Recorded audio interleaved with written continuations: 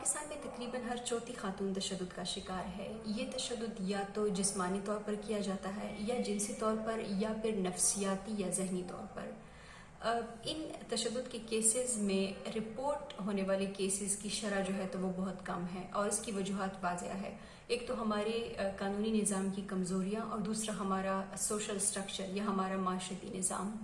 ایک نئی لہر جو دیکھنے کو ہمیں ملتی ہے تشدد کے ان واقعات میں، وہ ہے خواتین کو پبلک میں ٹارگٹ کرنا۔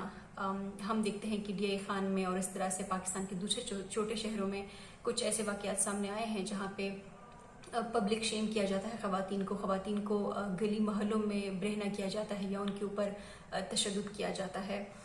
تو اس کی تو کئی صورتیں ہیں۔ ایک تو یہ کہ اس طرح کے واقعات پہلے سے ہمارے کسٹمز کا یا ہمارے رواجوں کا حصہ رہ چکا ہے۔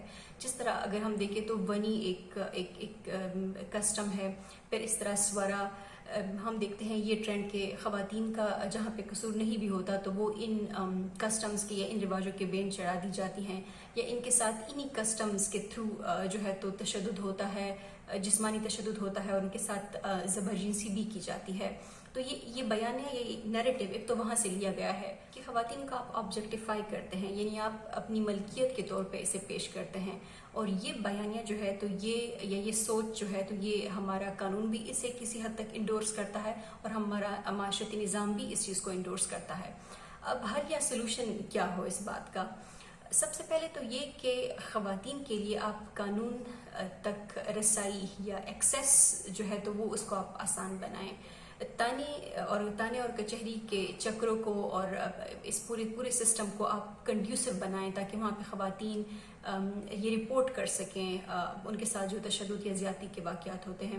دوسرا، قانون کی عملداری۔ آپ نے رپورٹ تو کر لیا ہے، FIR بہت سے چیلنجز سے گزر کے، لیکن پھر قانون اس کے اوپر فالو اپ کتنا کرتا ہے اور جسٹس یا انصاف کی فراہمی کس طرح سے ممکن بناتا ہے، تو یہ ایک چیلنج ہے۔